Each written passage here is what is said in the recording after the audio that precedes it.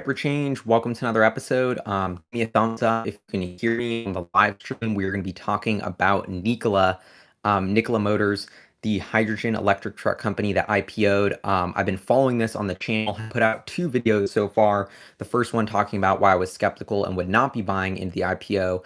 That was around $12 per share, pretty skeptical. Then I came out with another almost hour-long interview with Matt Joyce. And we talked about when it was $28 a share, a $12 billion valuation, how it absolutely made no sense to us. And now, as I'm making this, the stock's at $55 per share, a $25 billion market cap.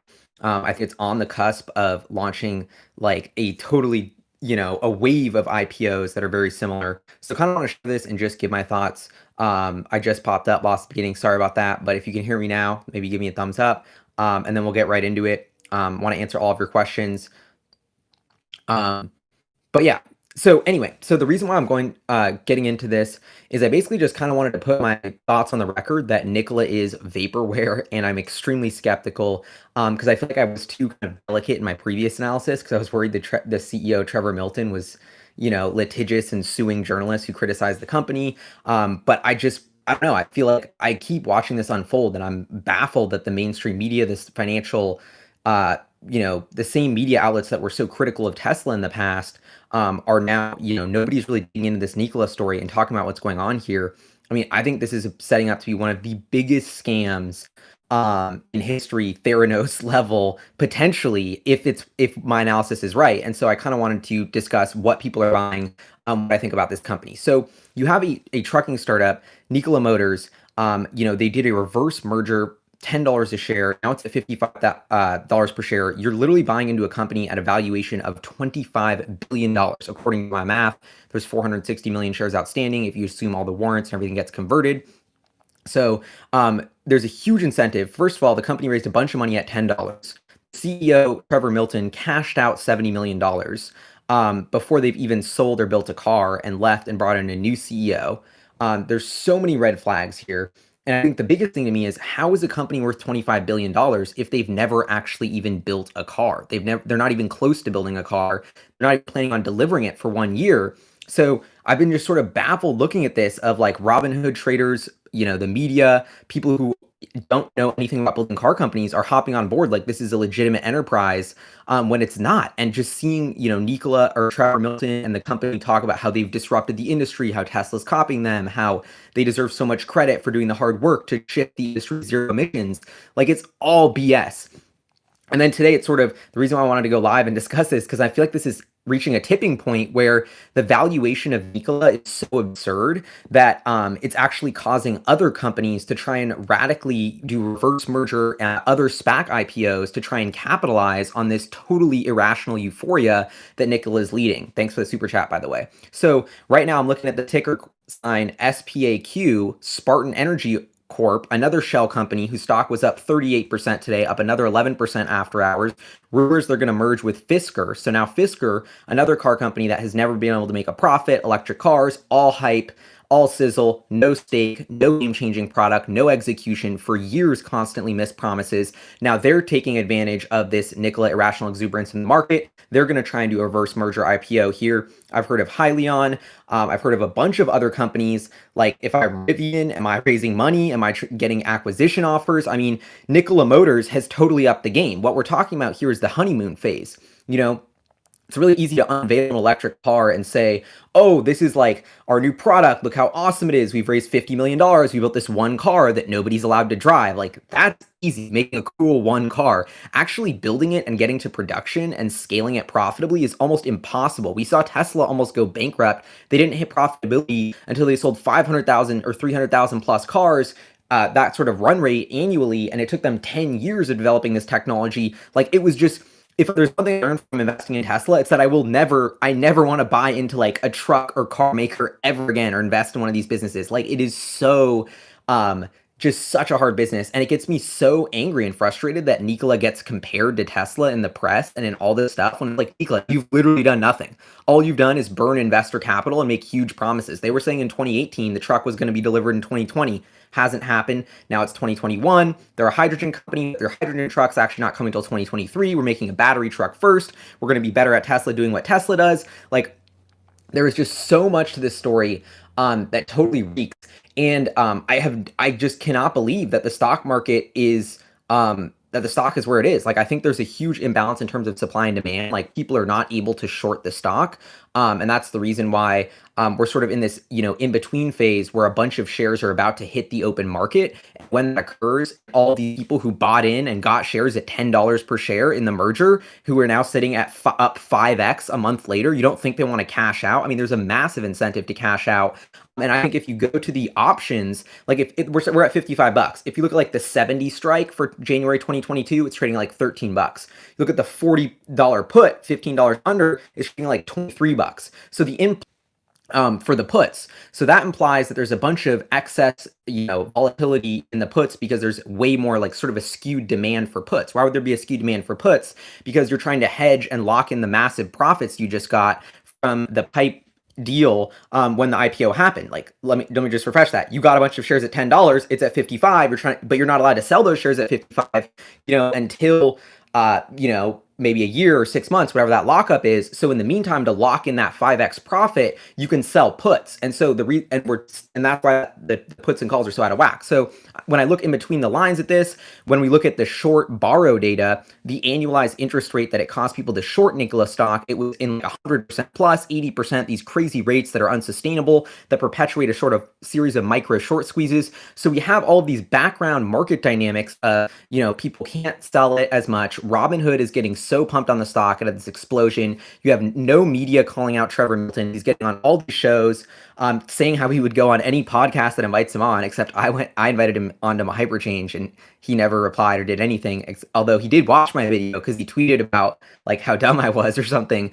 But he won't come on the show because he knows. And I just think it's like, I don't know. So like the Badger truck, let's start with the Badger truck. So they have this pickup truck that they're like, this is going to be a game changer. It has hydrogen and batteries. It looks super, super dope. They're opening reservations for it for $5,000. But then if you go and read their SEC filing, this may have changed because this was filed on June 15th. They talk about the Nikola truck, or the Nikola Badger, their pickup truck, and they say, at this time, we are focused on the production of its Class 8 heavy-duty vehicles and do not expect to develop production plans for the Badger unless we enter into strategic partnership with an established OEM. So they don't even think this whole pickup truck that they're hyping up as the disruption, the game-changer electric pickup truck with the best battery in the world, that they're making people pay $5,000 to pre-order, even though there's no price. There's no delivery timeline. And now if you read the SEC filing, there's no partner. Nikola even says, we're not even going to build this truck. We don't even plan on building it. It's not even our focus. We have to sign a strategic partnership with another car company who's actually going to build it because we can't even build a pickup truck. But then if you read this guy's Twitter, he's hyping up about how this pickup truck is going to train everybody. Like, this is just, it blows my mind that they're getting away with this. And what's happening here, and I think it's so fascinating how, like I said, Trevor Milton cashes at $70 million. You have all of these big investors getting in at $10. $25 billion. They haven't even sold a truck or anything. They only need to dilute 10% of 25 billion is 2.5 billion. Think about how much money is going around for all these executives to get paid who literally have not done anything. Yet the people are going to get paid to cash out. Like this, how is this not like a huge red flag? It's like you literally haven't even built a truck yet. You cashed out 70 million. Your investors are buying puts like crazy to lock in massive hundreds of millions of dollars of profit, even though you haven't even sold the truck yet. Like this is ridiculous to me, that this kind of thing occurs, and it's brilliantly designed because they're not even starting to build the electric truck till 2021, the hydrogen truck till 2023, the Badger, who knows when that's coming out. I mean, they're going to be able to liquidate hundreds of millions of dollars of equity before they even have the rubber meet the road. They don't even have to miss any of their deadlines because they put their deadlines so far out. So, you're buying into this company, Nikola, that lost 90 or $100 million last year. They have $1 billion in cash. They can keep going, putting out, fancy renders of prototypes forever. Burning $100 million a year. This could last for years. Insiders, executives, early investors can all cash out before even delivering a single car because investors are down to wait. And I don't know. I think this is insane. And I will also say that I see some people being like, you're desperate. Like, I have no position in Nikola. I'm a Tesla shareholder, so maybe I'm biased. Like, this is not financial advice. Nothing in the show is financial advice. I just like to document case studies. I think Nikola Motors is a fascinating case study going on right now. That's what I think of every single stock. You just got to study it. And like, could I be wrong? Maybe, the vision of switching to a clean, hydrogen-based fuel cell system for our trucking infrastructure is awesome. And maybe you do have a niche use case of where electric trucks are good up to 300 miles, but if you get to that 500 or 600 mile range with extremely heavy cargo, then maybe it does make sense to hydrogen. So I think there is potentially a niche where hydrogen trucks could work. Nikola has a ton of capital. It seems like they have a bunch of partnerships in the space. Like, I don't know. Let's see if they execute. I'll give them a chance to try and do that. I could be totally wrong here, but this is a case study, and I like to take. I'm biased. I like to give my biased and honest opinion, and my biased and honest opinion is like this is a joke. Like, there's no way Nikola's worth 25 billion. You have Robinhood traders who haven't done any numbers on the valuation. That's the only people buying it at this price. I mean, this is a joke to people who've actually had to see Tesla build factories and try and build cars and deal with customers, and it's insane how much uphill difficulty is left for Nikola. Like, they're in the honeymoon phase. They have a massive, massive chasm to cross of capital, of execution, to bring this revolutionary new technology to market. You know how hard it was to convince people to go electric? And we have electricity everywhere. You know how hard it's going to convince everyone to go hydrogen when there's no hydrogen built anywhere? Like, this is so much money and time and education that it would take to switch over a transportation system to this. I think, for a company to be valued at tens of billions, they would need to show some execution. You would need to show some product market fit, some traction. They're talking about, oh, Anheuser-Busch ordered 800 trucks. Go into their S1 filing, and you can read that Anheuser-Busch can cancel the contract and not order them if they don't meet any of their specifications or any of that. Like, it's minimal. It's like not really a commitment. They have $10 billion in pre-orders, yet nobody had to actually sign anything or put up any money. It's just a moment of irrational exuberance, totally reality getting detached from fundamentals.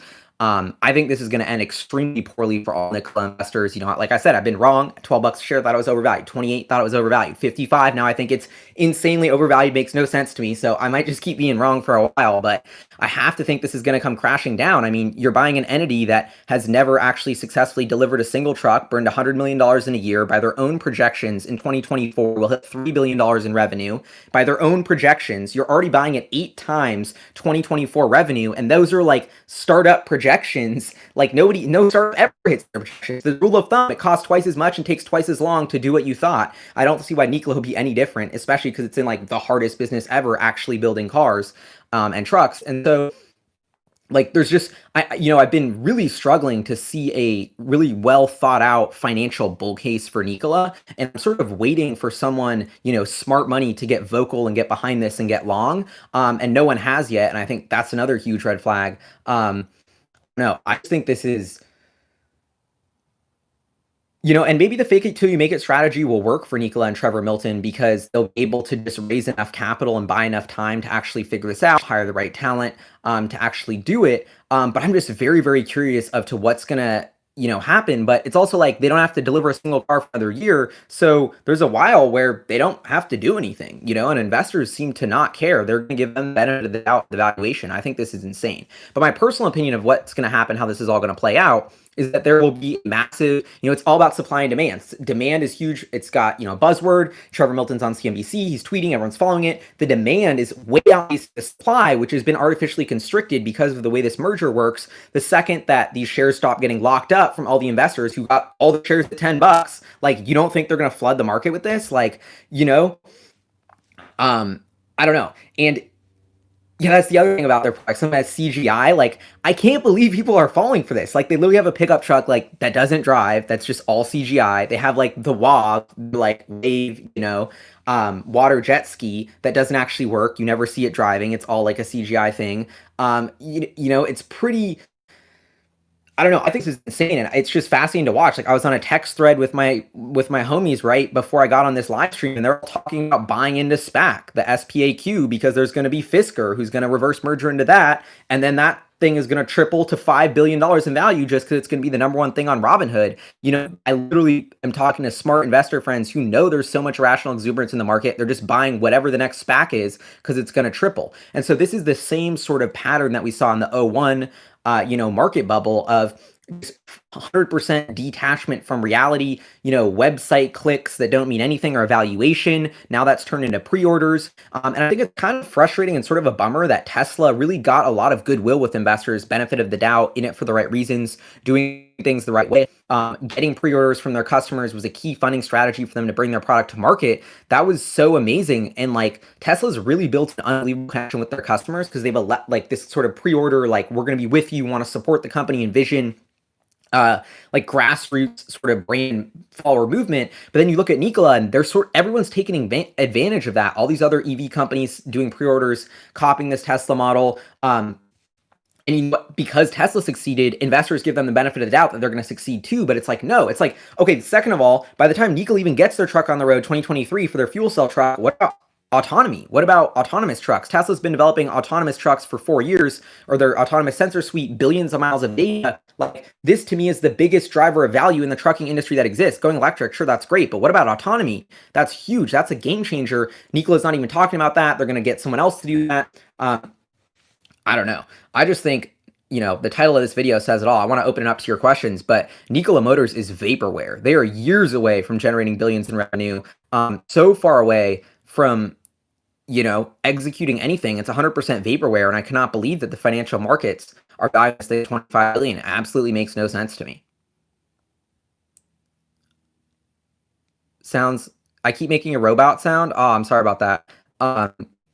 Anyway, I also think the flip side of this is, there's so much FOMO about people wanting to get into Tesla, missing that boat, actually seeing the fact that, this can be achieved and that, okay, every single car on the road needs to go electric, needs to go zero emission. There's a massive opportunity here. That is why Nikola succeeded fundamentally. It's like just riding Tesla's coattails. And I think that in a lot of ways is funny and fascinating. And, I've been excited because I'm a Tesla shareholder. I still haven't sold a single share. But yeah, I'm really sorry about the static noise. I don't know what's happening. Hopefully when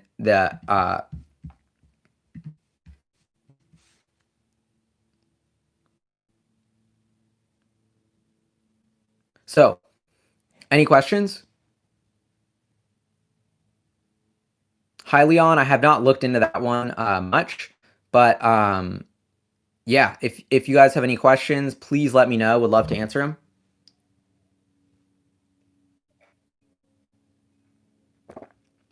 Oh, Rivian or Lucid IPO. So if I was Rivian or Lucid, I would be IPOing so quickly, raising money so quickly, because they're comping it to the Nikola valuation. This is why I've always said that comparables are bullshit.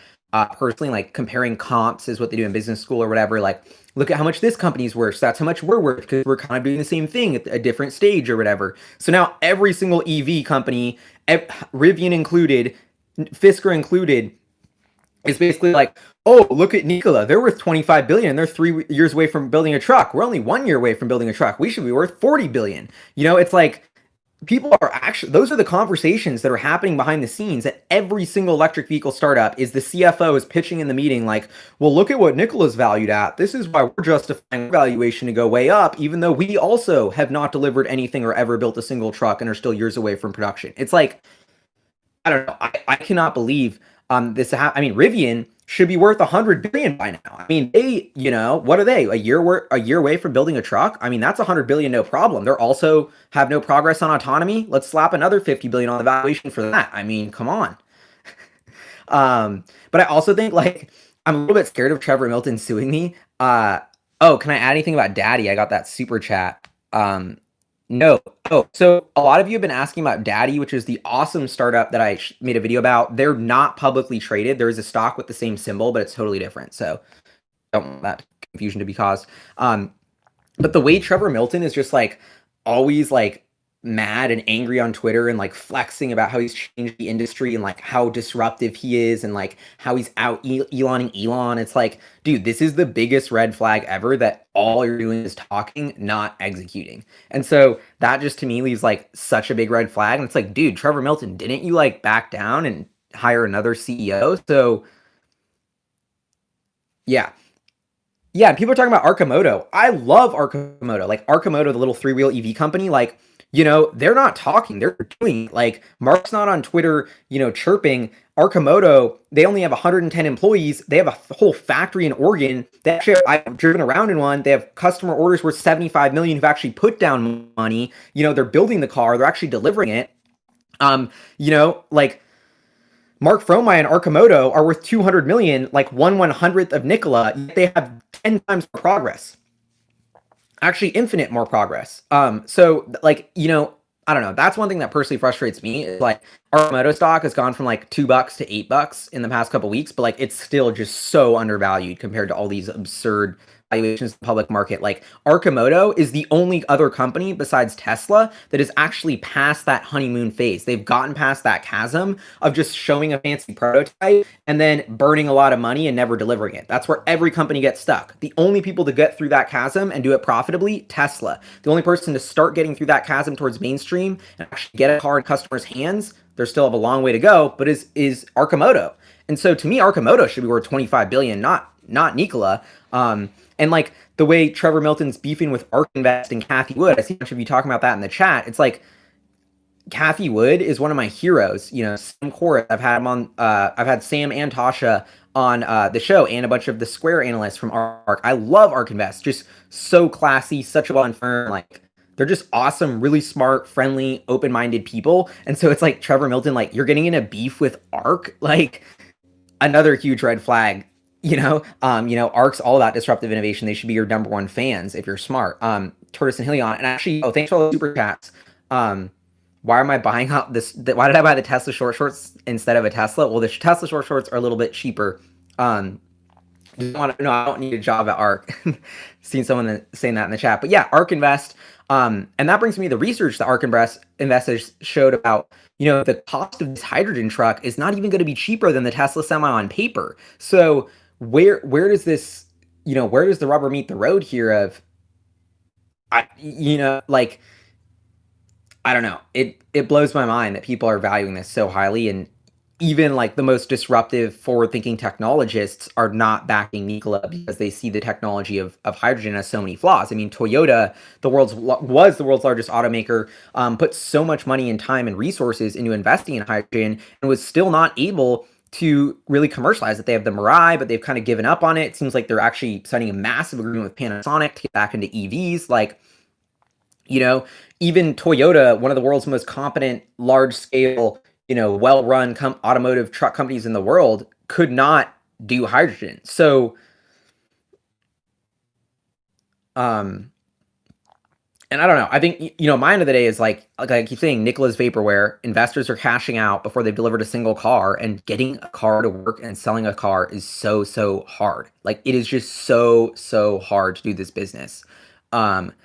And everyone's giving them like a free pass. Like, I cannot wait until Nikola has to do a conference call and like starts pushing back the deadlines and timelines of all their promises. Like, I'm just so curious. Like, if you're a Nikola shareholder, like, how much of a pass are you going to give them? Like, how long are we going to let this dance go on? Like, I just cannot wait to see like how much patience there is for all of this. And I think the second that Fisker tries to do a reverse merger, all these other ones try and do a reverse merger to IPO and get this cheap capital, like this is a sign of the top. And I think it's just going to end poorly for a lot of people. On board. Anyway, do we have any more questions? I can keep riffing here. Starlink IPO, hyped on that. Thoughts on Neo? I think Neo's more legit. So like Neo is actually a great example. Neo's I think way cheaper than Neo stock's been booming, but it's still cheaper than Nikola. Like what are they delivering? 40,000 cars a year. Like they can't even make a positive gross margin doing a couple billion in revenue. Like, I've been following Neo. I'm like, damn, Neo's putting work, and they brought a car to market. They're ramping production. They're doing their thing. Byton, someone said that Byton fizzled, but even Neo, like negative to 0% gross margin, not making any money. Oh, really? Go to the hypercharts.co/NIO Neo. Look at how much gross profit they're even losing. Like that's building, 30, 40,000 cars a year at a couple billion in revenue. They can't make any money, and that's in China. So, Nikola, if you look at the financials in these, like there's massive dilution ahead. to go for this. I think, and just watching what Neo's had to go through to ramp production, what Tesla had to go through, what Komodo's going through, like, you're gonna have to a billion capital is awesome, but that's not gonna last. That's not really gonna bring a truck to market unless they really do have their partners putting up all the capital. I mean, I think what's happening behind the scenes here is if I'm Rivian, I am IPOing so quickly right now. My finance team is putting together an IPO deck. We are comping Nikola, we're comping Tesla, we're going to comp Fisker when that does the reverse IPO, and all of a sudden Rivian's going to get an IPO for a $20 billion valuation. They're going to be too expensive for Amazon, and they still haven't even delivered a cost. But that's a genius move for Rivian. Amazingly cheap cost of capital, drastically cheaper than it's ever been because of this Nikola irrational exuberance. So I think it's interesting, but it's also like, at some point it gets out of whack. How do you motivate your employees with incentives if if I'm issuing all these stock options at $25 billion and it takes Nikola 6 years to fulfill into that valuation, my employees that I'm hiring now get no equity upside. So there's a lot of sort of longer term realistic negative implications of overextending and raising way too much capital, which I think is what at way too high of a price, which is what all these companies are doing. But that's on the flip side, I'm like, nah, Rivian, you should like juice up your valuation, raise an extra bill or two on the back of this. That's what I think that's just smart. Um, yeah, Nikola's done more lawsuits than products. I love that. It's like if you're giving your money to Nikola, like they're spending it on like suing other companies instead of like developing technologies. Like, is that really what you're investing in? Like, you might as well just invest in like a niche law firm.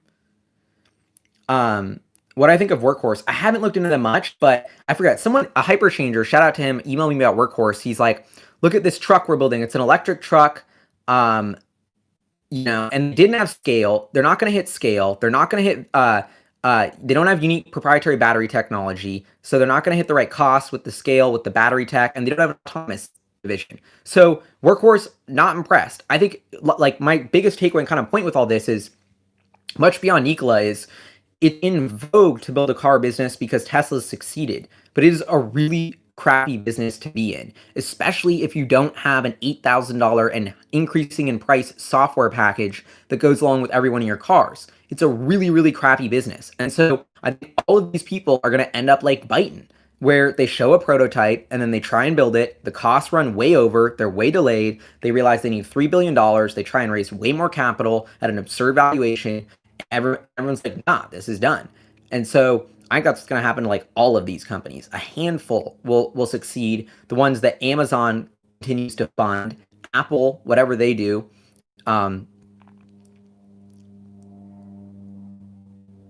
Okay. Any more questions? I'm trying to catch up on your chats here.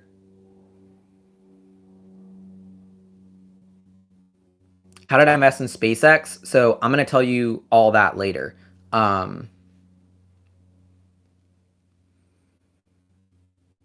Alex, thanks for the super chat. How long do you think it will take Tesla to spin up utility battery backup and renewable support around the world? A lot of regulatory barriers in the US. Yeah. Hmm. I do think there's a lot of regulatory barriers. I mean, it's all about battery capacity. I think that's bigger than regulatory approvals, although honestly, I'm a little out of my wheelhouse on that. I think wait for battery day, and then we'll get a lot more clarity on how Tesla's ramping its utility scale batteries.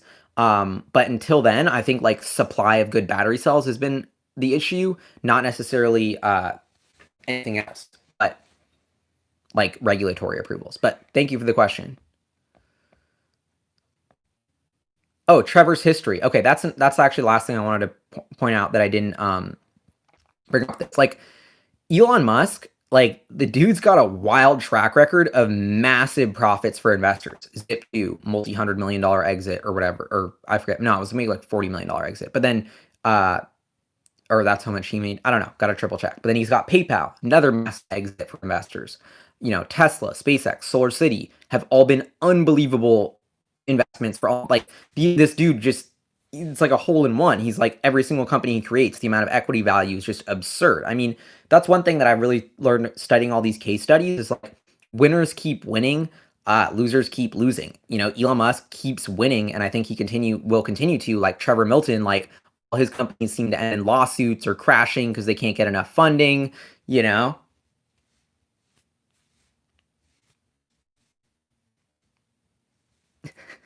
Yeah, so, I don't think this one's gonna be any different. And the way he always talks about like oh, I'm an entrepreneur and I've had 3 successes, but like you can't even say what your successes are, and like, I don't know. But so I don't know. I'm curious to see how this is all gonna go down. I don't think Trevor's going out without a bang. Um, I think they're gonna have a lot. They have hundreds of millions of dollars to keep this going. We'll see. But I'm curious. I really would challenge any of you watching, for those Nikola bulls out there. Convince me. Like, I'm ready for convincing. I'm a Tesla shareholder.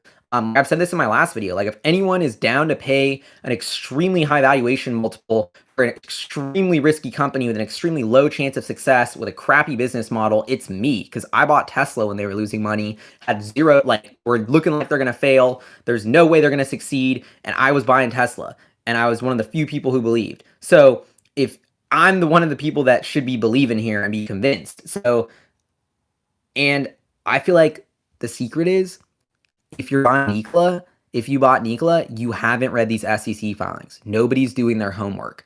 I encourage everyone, I'll put a link in the description after I'm done with this, to read Nikola's S1 filing. Because what they're tweeting about the Badger, what they hype it up to be, is so much different than when they say in their SEC filing, we do not expect to develop production plans for the Badger unless we enter into strategic partnership with an established OEM. I'm as close to Nikola. I can I'm about to launch an electric pickup truck. Watch me whip up a render, hit up a guy on Fiverr. He can render me a dope pickup truck. I'll do pre-orders for free, no money down, because then I'll get a higher number. And then I don't need to build it. I can contract with another car company in the future to build it. Like, literally, that's how much work has been done on the pickup truck. Like, rendering a dope pickup truck and then saying like it's gonna be sick, it's gonna come out, it's gonna change the world. But like secretly in the back, like we're not building it and we don't even know who's gonna build it. We haven't even signed that deal yet. Like, what? Like, what? Um, I can't believe what's happening. So anyway, I'm so curious to watch this all unfold. Like, I don't know, I'm just fascinated to see how this all goes. Like I said, Trevor Milton, good luck. Nikola, good luck. I'm wishing y'all the best. I want you to succeed in your vision, but I gotta be honest, I just don't think there's any way in hell you're worth 25 billion. My fair value for this company, which is at this point is basically just a business plan and a couple, partnership agreements, maybe. You build a couple cars, you let me test drive the Badger. I've been in the Cybertruck, I was in it, got a test drive the first night. It was sick. It was awesome. Loved it. There's a video of it on my channel. You can go check it out. You get me in a ride in your Nikola Badger, in your Nikola truck. We deliver, a case of Budweiser's. I'll start to be a believer. I'll start to think maybe this is worth $1 billion. Maybe you do got something here. Maybe there's a chance, but no factory, no cars. You're already cashing out. Like, this is not worth 25 billion. I don't know. I want one of you guys that's tuned in here to give me a case, give me a bull case, give me a reason, give me the numbers, give me the math. Because I'm looking at Nikola's math and their SEC filing, and they're telling me they're only going to hit 3 billion in revenue in 4 years. So why the hell are we paying 25 billion for this business? Low gross margin? This makes no sense. Anyway, that's my joke, end of the live stream rant. Thank you all so much for tuning in. This was a lot of fun. Love seeing your questions. Love getting the super chats. And it's all in good fun. We're all learning here. We'll all see what happens. We all want a zero emission transport future. Competition's a good thing. And more technology and funding and capital and more people watching the space is all good. So I guess that's good news. Anyway, see y'all next time. Peace.